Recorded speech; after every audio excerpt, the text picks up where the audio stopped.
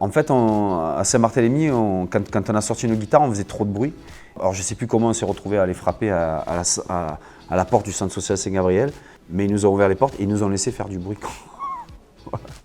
Au centre social, on a rencontré des comédiens, des metteurs en scène, des gens comme ça qui, du coup, moi, m'ouvrent quelque chose au niveau du théâtre, au niveau du texte, etc., que je soupçonnais absolument pas.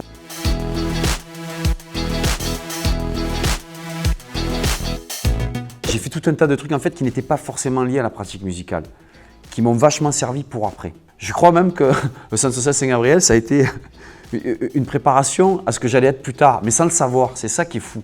J'ai halluciné quand j'ai commencé à travailler, mais alors professionnellement dans les années 2000, j'avais un bagage énorme en fait, j'avais un bagage énorme.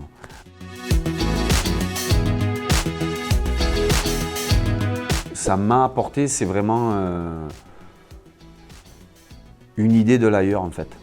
De voir des gens qui n'habitent pas forcément dans le quartier, ça donne une idée quand même d'une mobilité possible.